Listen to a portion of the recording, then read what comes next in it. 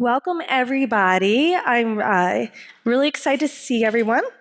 My name is Katie Rafferty Evans, and I am with Best Way Disposal, and I'm also the co-chair for the National Waste and Recycling's Women's Council Professional Development Committee. And today, our development committee brought this group of individuals together to have a chit-chat about the CFO finances and the waste recycling industry.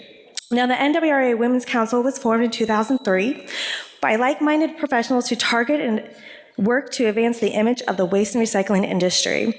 The Women's Council engages NWRA member companies and their contacts by providing education, networking opportunities, and the award of academic scholarships with environmental fields. Today's super session is just a solid example of the work done by the Women's Council.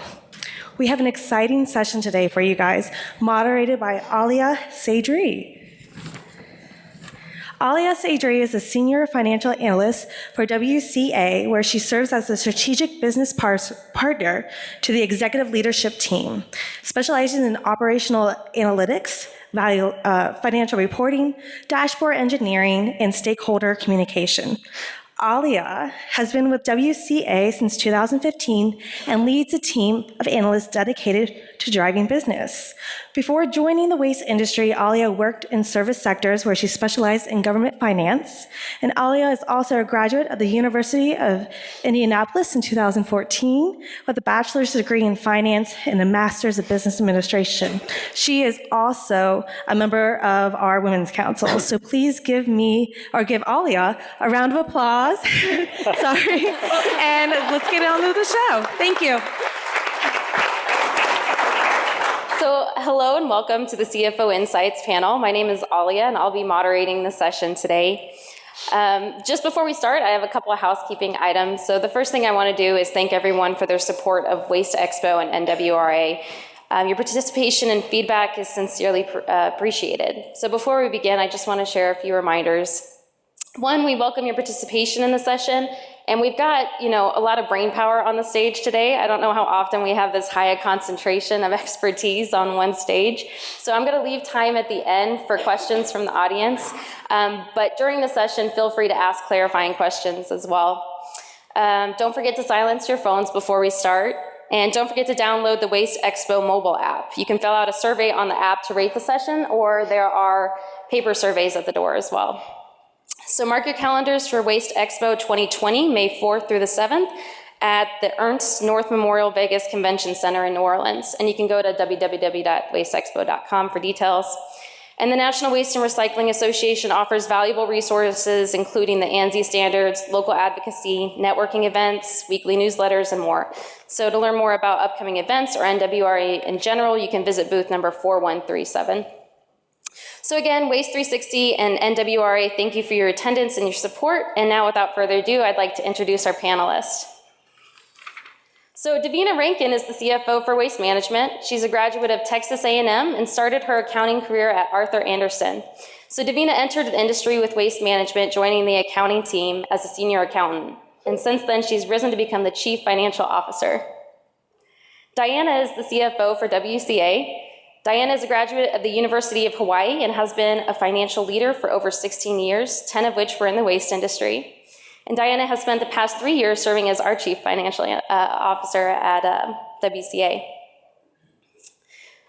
Mary Ann Whitney is the CFO for Waste Connections. Mary Ann started her waste career back in 1990, serving on the accounting team at Wheelabrator. Mary Ann has been with Waste Connections for the past 13 years and was appointed their chief financial officer last summer. And she's also a graduate of both Georgetown and New York University. So Ned is the CFO of Casella Waste Systems and our resident scientist. Ned is a graduate of Brown and Dartmouth and started his career as a research engineer for Lockheed Martin. Ned has been with Casella since 2004 and has been serving as CFO for the past 7 years. And last but not least, Chuck Seriani is the CFO for Republic. Chuck has over 30 years of financial experience and has been with Republic for the last 20.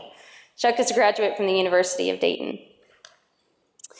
So let's go ahead and get into our questions. I want to start with just a general State of the Union question, and maybe Davina, you could kick us off. But given that what we're seeing is perhaps some of the healthiest the best health in the solid waste business that we've seen. And everyone on this panel has been a member of the waste industry for a while, and they've kind of seen it evolve and go through all these changes. So my question for you is, what do you think has contributed to today's strength? So it's a great question. I think to start with, you're exactly right. This is the best shape that the industry's been in. I know in my career with waste management, I think we often say garbage is good, but I don't think that's a strong enough statement these days. Garbage really is great, and I think the industry is in the best health that I've ever seen, and it's really a great time to be in the business. I think the things that I have observed and that have contributed to the strength that we're enjoying today are a focus on people, a focus on process, and then thinking about our responsibility as environmental stewards and customer service people who provide an essential business function to our neighborhoods and our communities. You know, the thing from a finance perspective that I've most enjoyed from a change perspective since I've been at Waste Management is, I can tell you early on, I think finance was viewed as a compliance function and a keep the lights on part of the business. And we've come a really long way as a function, and today we serve as important business partners, and our operations partners view us as an integral part of their team, and really important and insightful individuals who bring a lot to the table and help them make great business decisions. And that's a long time coming. I think it's not happened overnight, but it's something for us to be proud of. For the industry more broadly, I think the thing that I walked away from this morning's awards breakfast with, and I don't know how many of you were at the awards breakfast, but this industry is about people and relationships, and that has not changed. And I think that really provides a solid foundation for us. What's so exciting is, I think in the past we were hesitant to embrace change and innovation because it was about potentially disrupting what has made this industry so fantastic.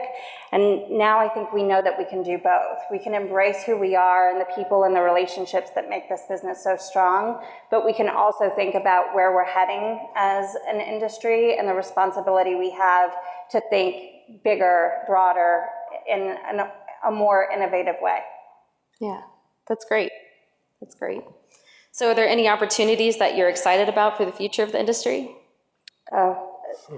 Too many to count. I mean, I really do think that, like I said, I think it begins and ends with people. And at Waste Management, having a leadership team that is truly embracing and talking people first means we're in a different place as a team today, building upon a culture that's fantastic, but taking it even further to continue to drive ourselves as an organization that just looks to serve our employees first, but know that by serving our employees, we serve our customers and then our shareholders. That's great. So Alia, can I chime in? Yeah, of course. So your question was, what have we observed over the last X number of years in our career in the waste industry? And one thing that is really impressive to me, that has really been driven home during this expo so far, is safety and the unified approach that we have to safety. So I first started in 2002, and in my role, I was in accounting, right, and finance, so I didn't hear a lot about safety. But as I've progressed through my career, it is so impressive to me how, while we can be super competitive about everything else that we do, I'm gonna take your volume, when it comes to safety, we have such a unified approach. If there's ever a fatality in the industry, everybody gets a report, everybody knows about it and talks about it, learns the root cause, and goes back to their teams so we can make each other better and stronger and not repeat the same mistakes. I think we've come a long way in safety, and it's very impressive. I would echo those comments, and I also see safety as an opportunity. And I think that we as an industry, particularly given the challenges on the labor side, would serve ourselves well to make it clear how well we have improved as an industry in terms of safety and what a priority it is. As you say, Diana, across the board, we're all, it's the same consistent message. I know at Waste Connections, where culture has been a huge focus for the past dozen years, what you can see in terms of the tangible results from really creating, in our case, a servant leadership driven culture is improvement in safety. And so it's not as though it's a bad decision or the wrong decision in terms of the financial results, but it's also, of course, the most important decision that we focus on making sure that our employees come home in the same condition they leave every morning. So I agree with your observation, and I think it's a huge opportunity for us as an industry, particularly given the fact that we have challenges on the labor side, and making this an attractive industry for, among other people, women to get involved in would serve us well. Absolutely. And from my vantage point, I echo all the same points that the other panelists have mentioned, but regulatory oversight and keeping the assets we have and developing new assets is becoming more challenging by the month. And we have such a capital intensive business where we've invested millions and hundreds of millions and even billions of dollars with some of the businesses here in key assets to support our communities and our customers. And it's interesting to sit in that point because it's really, we're an invisible industry that's part of everyone's lives and touches everyone's lives. And part of it, people just don't want to talk about and think about, where we want to recycle, we want to do things with organics, but landfills and waste to energy plants are a real part of what we need as a society and an industry. And it's viewed as something evil and something bad, but they're managed in such a sophisticated manner. And we really are some of the biggest stewards of the environment across the country and doing good.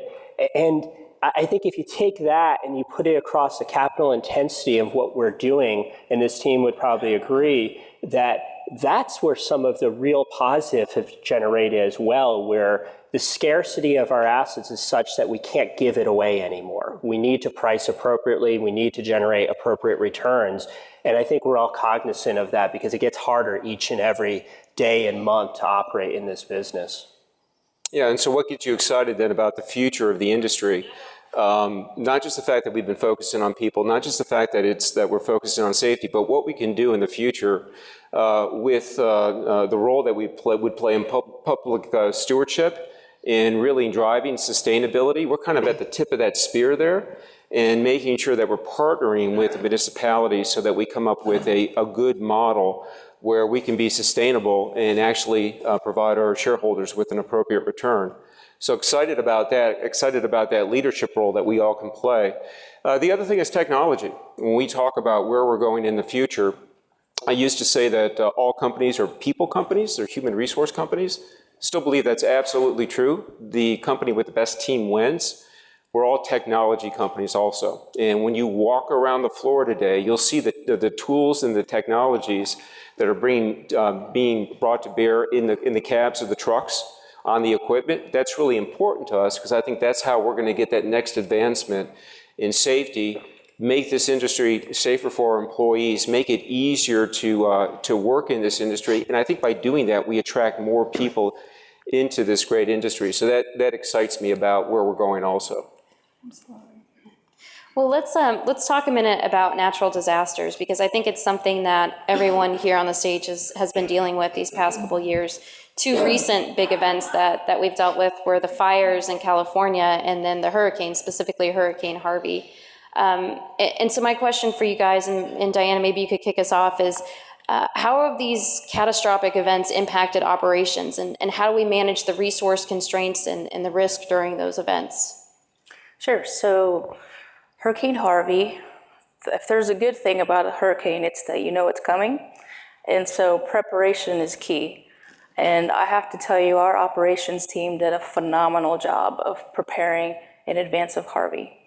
I can tell you that we didn't lose a single truck during the storm and all the flooding. We did have one hauling site that flooded, but it just so happened that it was at the base of a landfill and it was in the expansion footprint. So it was eventually going to have to be relocated anyway. So we couldn't control that, but we got lucky there. But preparation and then people. So Bill mentioned this earlier, over 50 of our employees were personally impacted by the flooding. And so, you know, some of these employees were our frontline employees. So how are we going to continue to do our job and to help them, right? Well, to help them, we set up a GoFundMe page. Now we have an official fund for that, but we didn't at the time. So we set up a GoFundMe page, and everybody, and even our vendors, were very generous donating so we could help out our family members. But outside of that, we have what we call a blue team. So we have people from all over other parts of the country that are on our team that all flock to whichever area needs help. And so with the blue team, we were able to continue servicing their customers when we were allowed to safely get back on the streets. Safety. So with the, if you can imagine, our landfills were opened longer, our volume was doubling by day in certain spots, and our operations team did a phenomenal job of keeping safety and alertness and awareness at the forefront of people's minds. And so I'm happy to report we didn't have a single lost time injury, which is one of our biggest safety measures. So safety's key. Contract protection. Bill touched on this earlier too. Several floods prior to Harvey, we've kind of got burned. We were picking up everything and things we didn't have to pick up. And so since that time, we've worked into our contracts some protection on what counts as storm debris. And if there is storm debris, there may be different pricing related to it so that we're protected on that side. So I would recommend that as well if you don't already have that into your contracts. And the last thing is public perception. Depending on where you are in the city actually has responsibility for picking up storm debris and not your independent hauler. But your customers don't always know that. All they know is WCA comes down the road all the time. Why are they not picking up this debris? And so I think one takeaway is education of your customer of whose responsibility it is and how we're trying to work with them in the city to get it all picked up. If I could just add in on that, we take a similar approach at Waste Connections where we have a blue team, you know, same characteristics, Same color. where they're ready, willing, and able to meet whatever need it is across the country, and there's typically a lot of people willing and able to do that.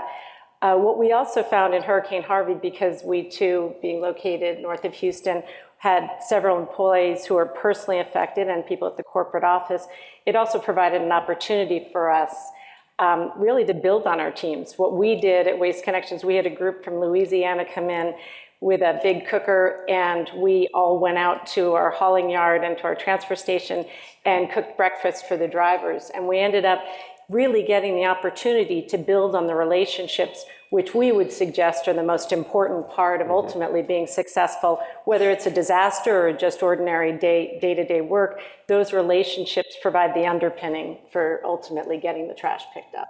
So for us, it was a great opportunity in spite of the misfortune that others experienced.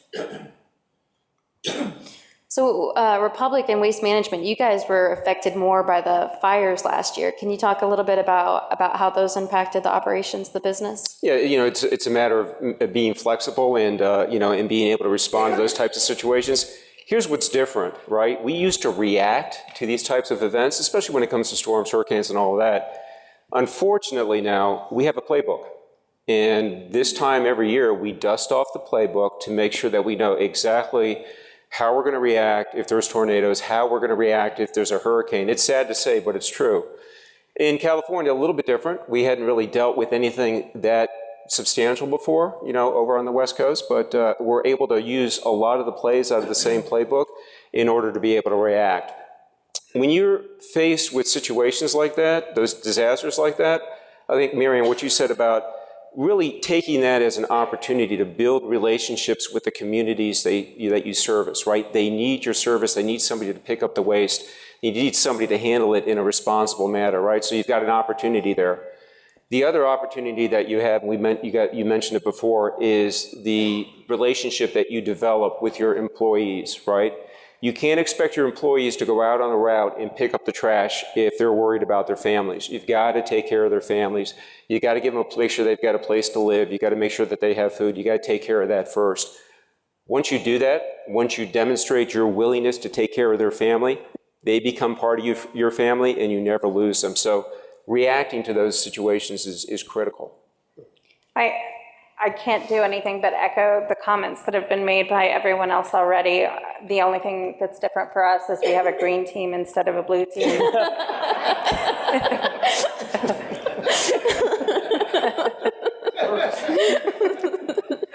Okay, so let's shift gears and talk a little bit about sustainability, because it's all on the forefront of everyone's mind.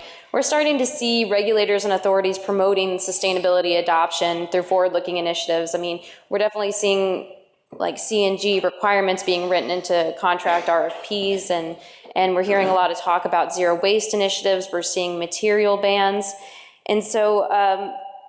Can you speak a little bit about the way that it's impacting the way that you're managing your asset portfolio? Ned, do you want to start us off on this one? Sure. If John Casella were here, he'd speak about starting the first recycling facility in Vermont in 1977, and sustainability and recycling and all of these paradigms have been part of who we are since the beginning. And we operate in the northeastern United States. It's regulated by law to recycle in all the states we operate in. There are also laws that govern organics in many of the states. And we decided years ago that sustainability is not sustainable unless the economic model works. It's not just about being green. There are many people in society and in government agencies and communities who don't share that belief always and need to really understand that you're putting real assets, you're making real investments into these programs, and you have to generate appropriate returns. And I think, we've had this shock to our business in the last several years as China has changed its public policy and has no longer allowed mixed paper into their country and changed the contamination standards. And it's a wake-up call to everyone in this industry that programs like recycling need to stand on their own. We're investing many millions of dollars into sustainable infrastructure, and we need to offtake that risk. We're here as service providers to communities and our customers, and they desire many of those services, especially on the sustainability side, but we're not here to take on all of that risk. And I think as a CFO and a finance professional, that's really one of our roles at the table, to make sure that our strategy, our operational programs are balancing risk and returns. And our enterprise risk management program, our number one risk in our ERM program 3 years ago was recycling. It might actually fall off our list this year in our ERM program. We've done a lot to take what was a huge risk to us and split up pieces among hundreds of thousands of customers. If I give everyone pennies of risk, it's not that meaningful to them, and they can meet their sustainability goals. But for us, it really helps out. We can't take on that risk. So as we look at this paradigm shift and where sustainability is going, we always kind of come back to that same basis. It has to be sustainable economically to be sustainable from a green standpoint long term. And to follow up on that, I mean, we're seeing a lot of talk and emphasis on diversion away from landfills. We may not be seeing a change now, but I mean, is this something that's going to change in the future? And does it mean that we need to start diversifying our asset portfolio and thinking about landfill alternatives like organics, or do you envision things staying pretty consistent as we move forward? Is that back to me? Yeah. It's taken 30 to 40 years with recycling to almost make money, and areas like organics are very complicated, where all of a sudden you're going to be sending another truck down a road to pick up organics. If you're doing it right and you're actually educating people, it makes a lot of sense in landfills today. I mean, we have gas collection systems. We're producing clean energy in a lot of instances, and it's hard to break through this wish cycling or this perspective that many people have that they just want to have zero waste. And it's really a balanced approach of how can we help a person or organization or community meet sustainability goals and get educated on it. I think with the crisis around recycling, many of the forward-looking organics programs have been kind of muted a bit. what we're seeing, and people are, really focused on, let's make sure recycling, which is such a big part of our society and what we do, can stand on its own 2 feet. I think what's really important, at Waste Management, I think we've done a lot over the last decade to invest in this wish cycling or more aspirational recycling view and zero waste. And whether you look at the Waste Management Phoenix Open as a tremendous example of what you can do to create a zero waste environment, but it doesn't happen easily. It happens with a lot of work and a lot of attention to who we use as suppliers for the forks and plates and cups that we all, use to drink gallons and gallons of beer while at the event. And so what I think we have to do as leaders in the waste industry and thinking about environmental solutions, Ned's point about environmental sustainability and economic sustainability going hand in hand are absolutely paramount as we think about where this is headed. At Waste Management, we're really proud of some of the investments we've made, but we've made some investments that haven't paid off. I'm not sure. So we've made, Jim spoke yesterday about $500 million of investments that we've made looking for that landfill alternative technology, and we did so at a time when energy prices were much higher and the outlook for these alternative technologies was much brighter. We continue to pursue those alternatives, but we do so in a way that is a little more mindful of being good stewards of our capital, and so we're investing in a way that gives us an eye toward the research that's being done across the world.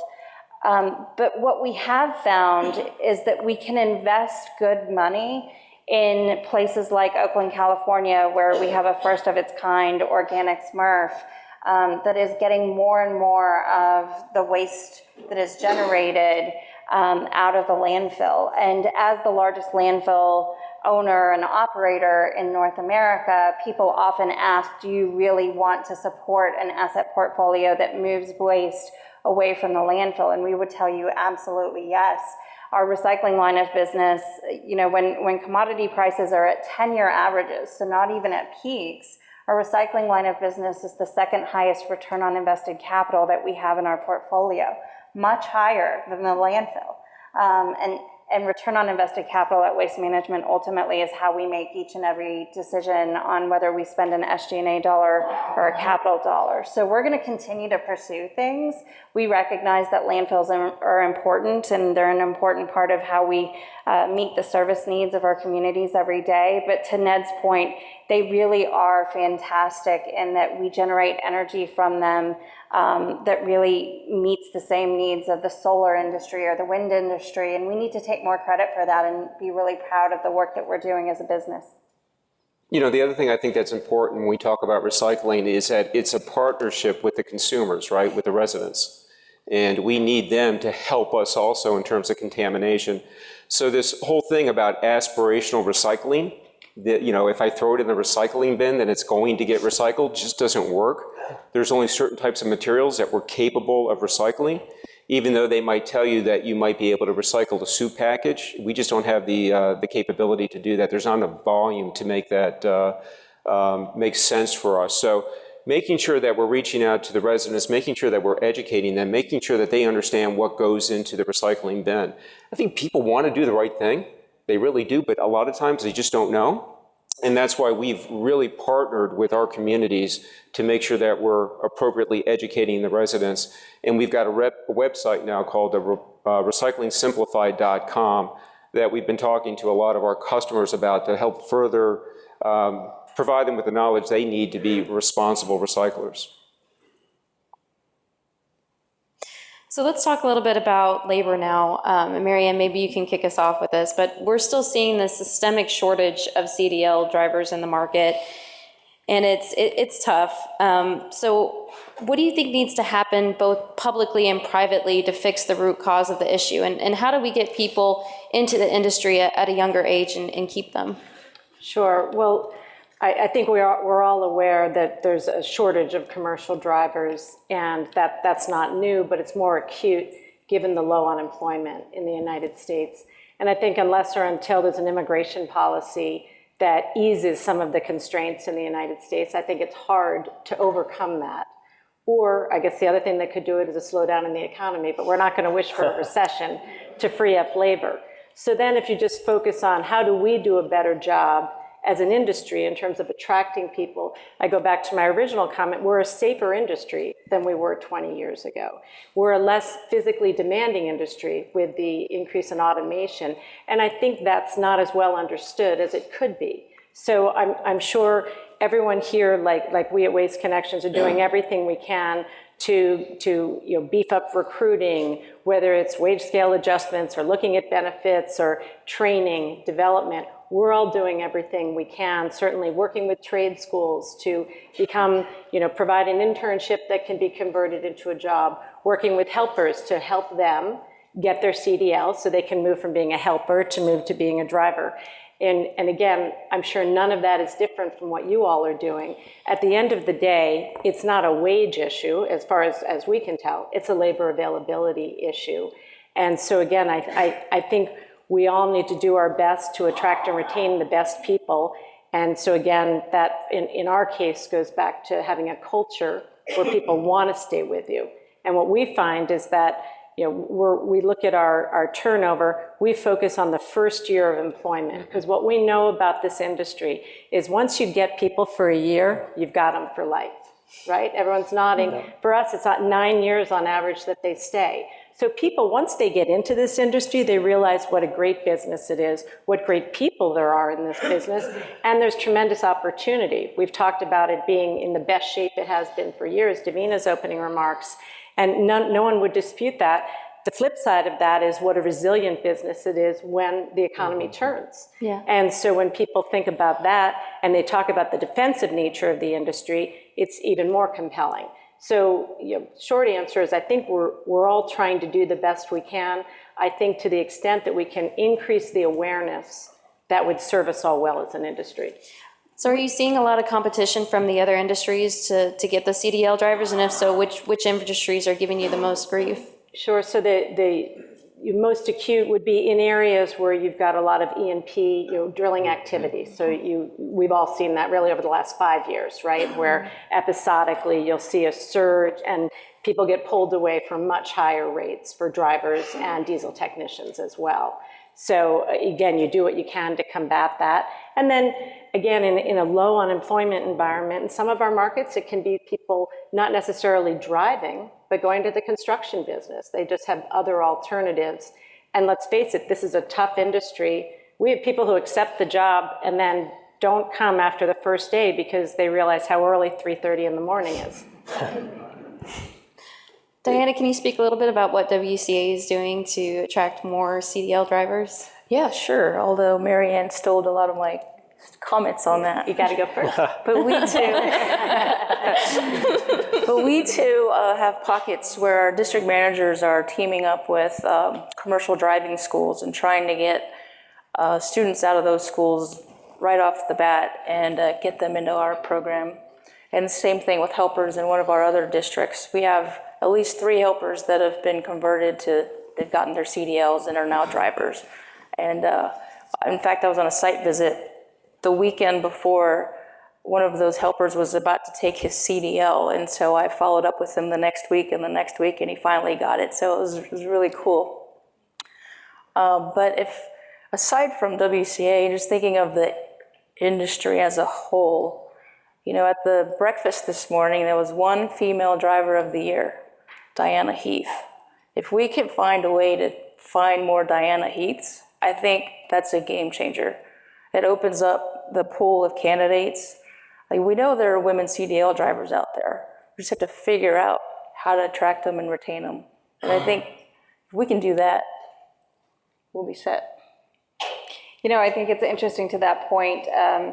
Warren Buffett's actually known for a quote, and I won't get it exactly right, but he commented on the fact that his sister is actually far brighter than he is, and that he thinks that the outlook for the US is very, very bright, because we're getting to a point where we're unleashing the power of 100% of our workforce, not just the 50% that we've kind of embraced in decades of the past. And I think our industry is ripe for that kind of advancement as well, and it's really exciting. I think one of the things that we have to think a great deal about is how to take the enthusiasm sitting in the awards breakfast and recognizing a driver who's celebrating 41 years driving trucks for Recology, I believe, is quite remarkable. And I can't tell you how many stories we hear from our drivers where their fathers were drivers, their uncles were drivers, and they've been convinced that this is a line of business that is good and consistent, and there's some stability, and there's a family type atmosphere in this work environment and in our industry that is unlike many others. We actually care about our employees, and if we can do something to bottle and spread that kind of enthusiasm about the job, because if a father wants his son to come and work within our industry too, what better advocacy could you really ask for? And we need to be our best advocates for other men and women across North America to come join the ranks. I don't think that we do a good enough job marketing ourselves, and I think, that's what I heard you guys say. If you look at, once again, the enthusiasm in the room today, and when you have grown men and women up in front of hundreds of people crying because they're so passionate about what they do, you just can't bottle that. I mean, we've got the secret sauce, we just don't use it, right? We don't market ourselves well enough. So if you think about millennials, you think about the next generation, what do they want out of a career? Not necessarily a lot of student debt, right, that they have to pay off, but a career where they can make good money, right? We offer that, right? And so one of our operators, that one operator of the year, he had his two sons there, and one is a border patrol agent, and the other one has a successful franchise business, right? So very successful individuals. You can make good money in this industry. Career pathing, right? You can start out as a helper and become a driver and then a supervisor, and then you can go up the ranks and you can become CEO one day. And people say to me, well, that will never happen.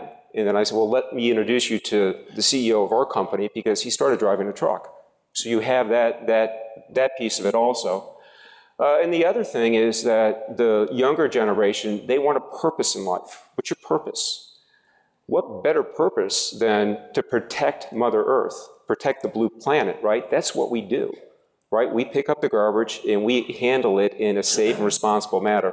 We've got all of the right tools here. We've got all the right marketing collateral. We just haven't done that yet. We need to do a better job. Absolutely.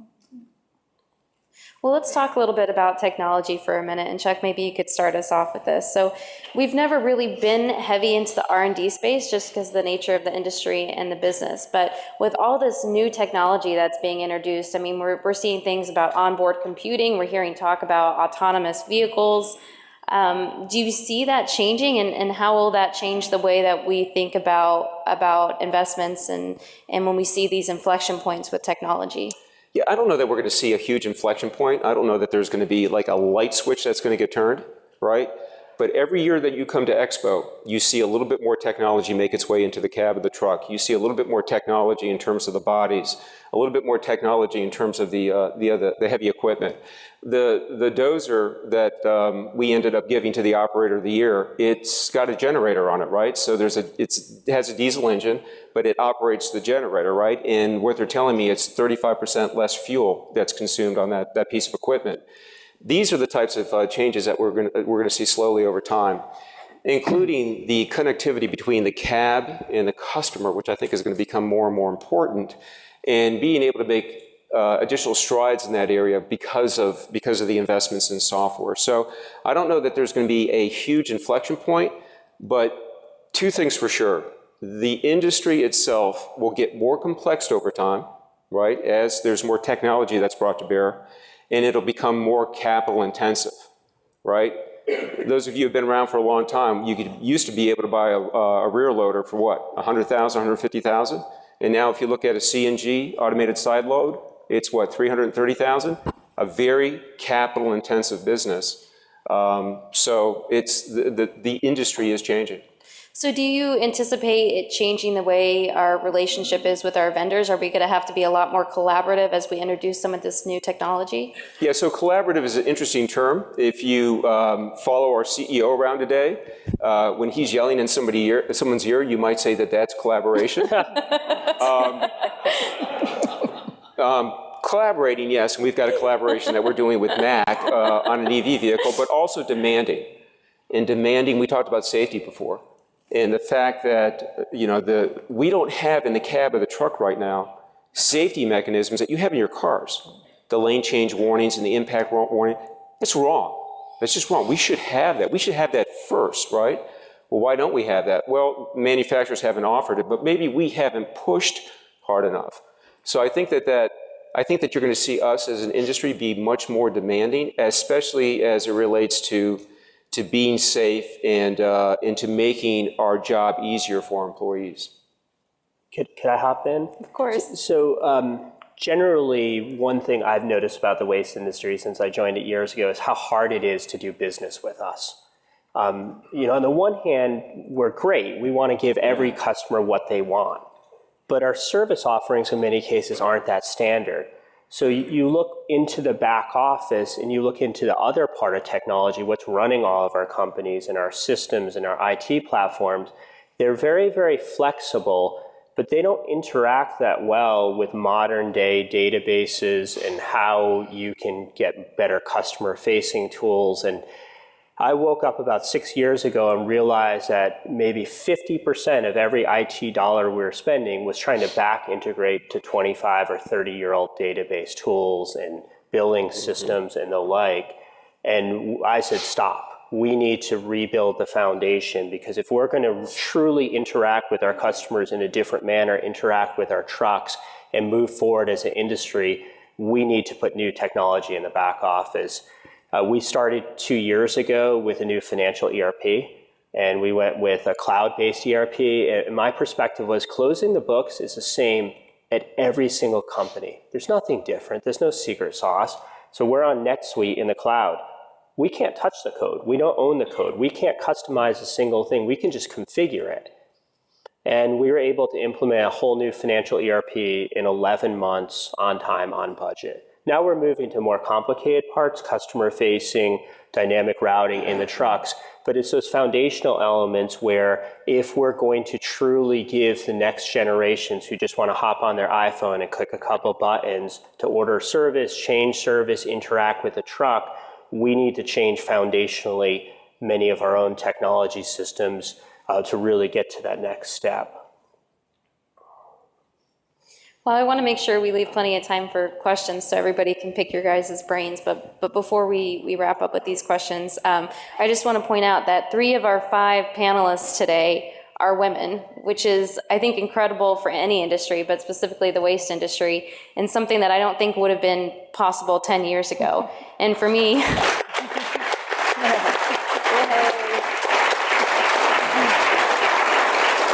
as a woman at the start of her waste career, it's definitely inspiring to see. So I just want to ask the women to take a moment to speak to some of the challenges they faced and talk to some of the things that have really led to your personal development and your professional development over the years. I'll start. From a challenge perspective, I think what I would say most is that this business is about people.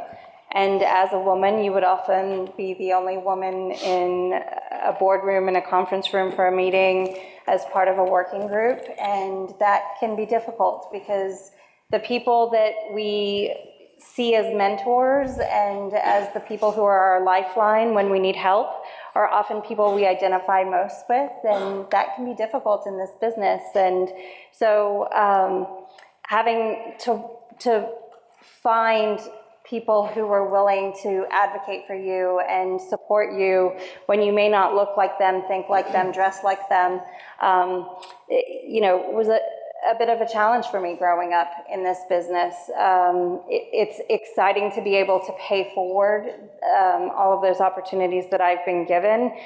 Jim Fish, our CEO, has been a huge advocate of mine, and I wouldn't be here without his support and mentorship, and I can't tell you enough how much we all have to take responsibility for ensuring that the people who are around us know that they're appreciated, know that the work they do matters, and know that when they show up and give us their best, we're going to give them our best as well. So from my perspective, I've had the good fortune of working with a lot of terrific mentors, and frankly, never really felt like being a woman was a disadvantage in this business or in financial services where I first started out at school. And I can remember talking to Ron Middlestat when I joined 13 years ago, and he said, but you really want to keep working in the garbage business? And I said, my first job out of college, I was in a training program on Wall Street where I worked on the floor of the stock exchange, which is like working in a men's locker room.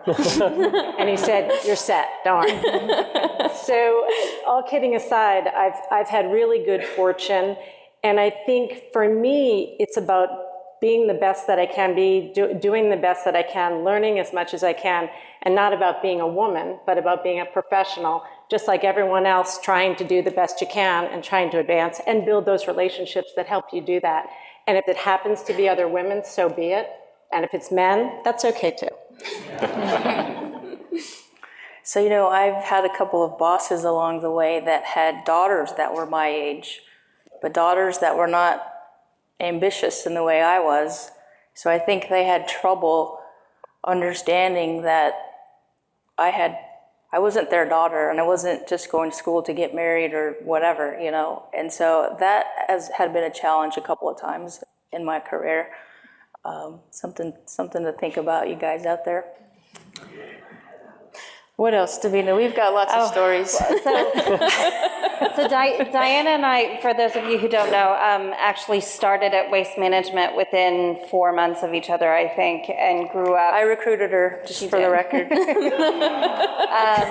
So we grew up in this industry together and had similar bosses, and her comments about some of the men we worked for viewing us as their daughters couldn't be more true. And I actually have a war story of sorts that is important. It sounds like, Marianne, you got a level of support that I didn't see early on in my days, because I have to tell you, I was actually told by my first boss in the industry that I needed to go through something hard like a divorce to be able to put my job into perspective, because I clearly cared way too much about work as a 20-something-year-old lady.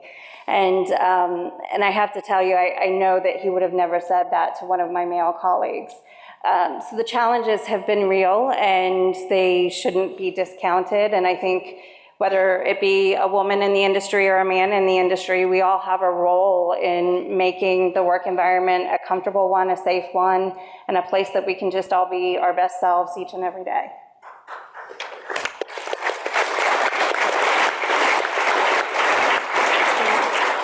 So I think we want to open it up to the audience for questions now. If you want to raise your hands. We have a microphone coming to you.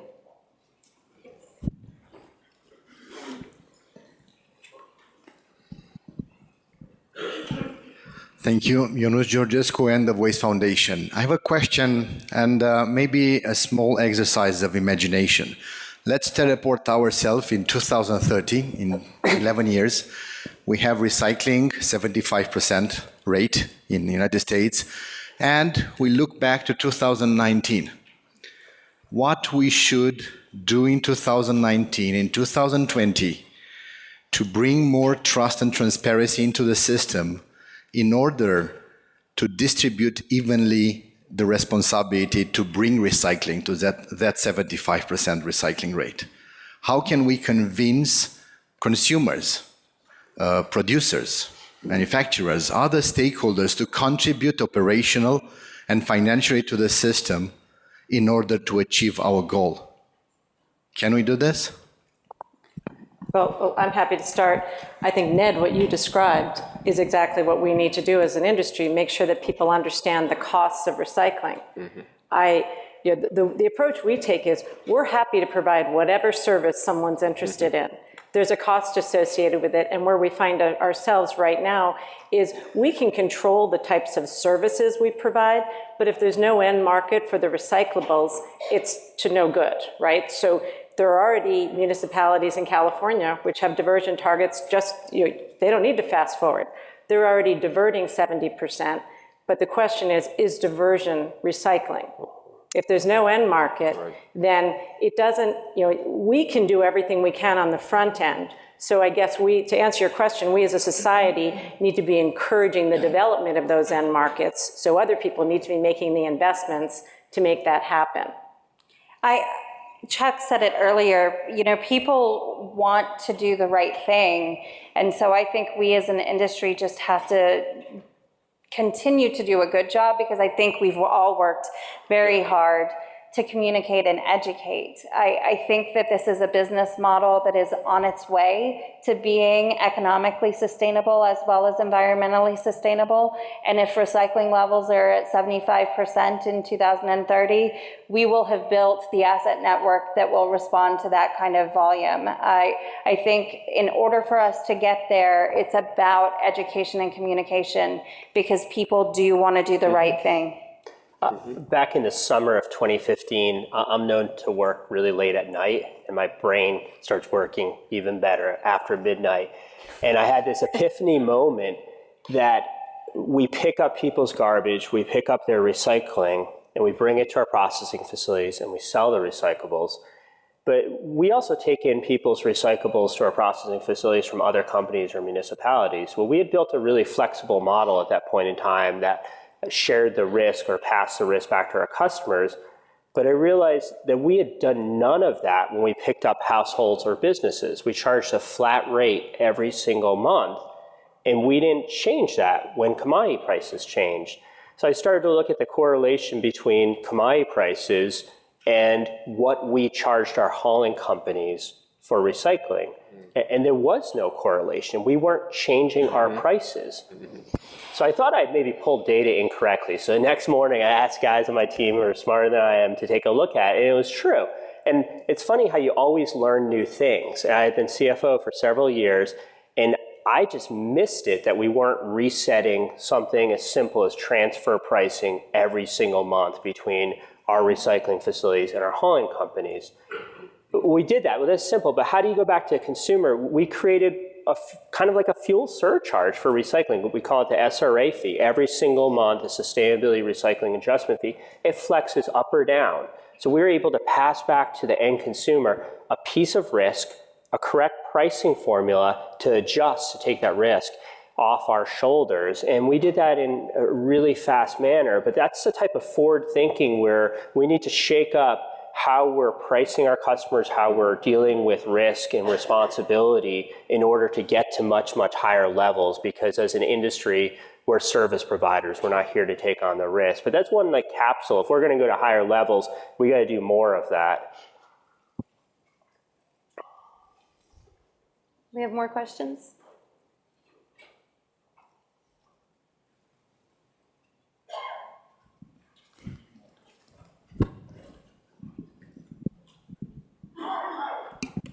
Hi, I'm Jan Dell. I'm an independent engineer with the Last Beach Cleanup. Congratulations to all of your companies. I have a question for each one of you. And first of all, your commitment to environment, health, safety has come through loud and clear. On your websites, you have code of conduct around business ethics. Your fiduciary responsibility to your shareholders has come out loud and clear in your desire to have a product and share risk, have a profit. So my question to you is, now that we've seen more than 25 documentaries of what happens to plastic waste in countries with poor waste management, when will each one of your companies make a public commitment that you will not export to those countries or to intermediate countries or to brokers who will sell plastic waste to those countries where we know there is child labor and open burning of plastic waste? I can just say at Waste Management, all of our plastic is sold domestically, so I'm proud to say that we're complying with what you've asked for today. We're the same way. Yeah. It's all domestic. 100% of our plastic's domestic as 100% well. of our recyclables are going domestically. There's no demand from Asia anymore, and so you found the domestic markets are absorbing it. There's no value in it, but they're absorbing it. Agree. Yes, same here. I have a friend who's a reporter for the New York Times from college, and he called me up about the plastic recycling crisis a year ago to do some background on a story. I was like, you're missing it. You know, like the story in our business is around paper and cardboard. It makes up 65 to 70% of the recycling stream, and the markets have evaporated because of China's public policy. And what was truly making something sustainable is no longer sustainable for all of us in society. We're doing a lot of good with recycling. Plastics, I do recognize around the world there are issues, but for the US solid waste infrastructure, finding sustainable markets for paper, cardboard is very, very important economically. And they, you know, there's been a lot of news stories on that, and it's not, I don't think it's a genesis back to the States. I think that's overseas. I think a big piece of this story is about the manufacturers' commitments to use recycled content as well. And that's one of the pieces of the equation that we don't talk enough about. And as we see people who are manufacturing single-use products using virgin material because economically it's cheaper for them to use virgin material than it is recycled material, that piece of the equation has to be fixed as well. I think we have time for one or two more questions. Yes, hi, good morning, everyone. I'm Drago Stefanescu from NWRA Waste Foundation. I have a question for you guys because you mentioned plastic as well as cardboard. We all know glass, how challenging it is these days, how tough it is for all you guys to recycle glass. My question to you is if you guys sustain negative costs and if you see any solutions into the crisis with glass these days. As we know, a lot of municipalities, they are reluctant to even pick up when it comes to glass these days. Thank you.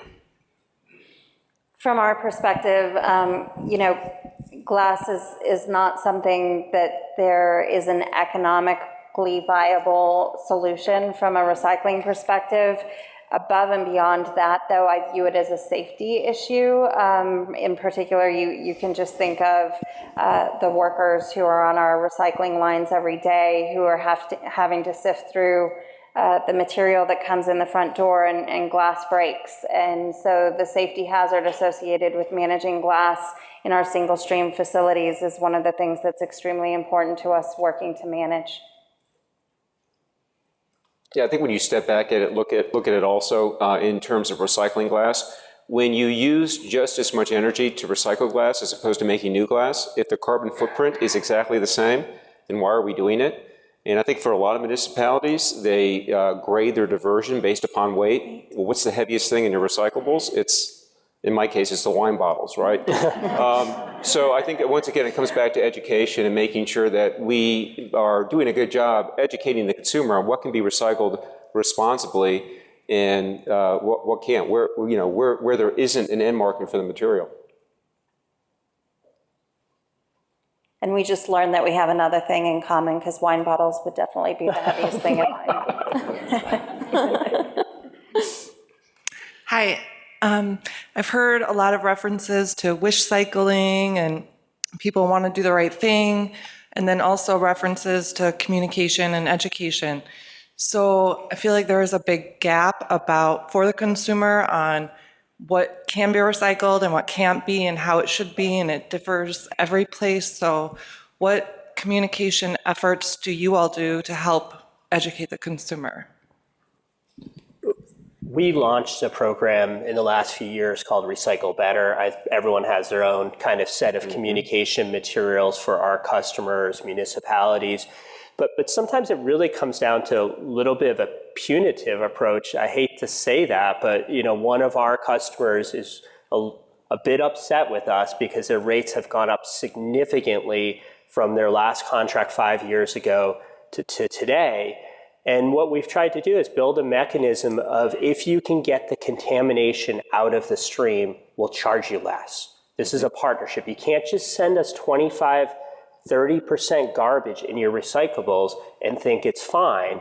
We'll provide the materials, we'll provide education dollars, but this isn't a one-way street. And we probably all have the same struggles where, we're doing our part, and we need municipalities and businesses and others to take this even more seriously. So we have a Recycle Often, Recycle Right platform.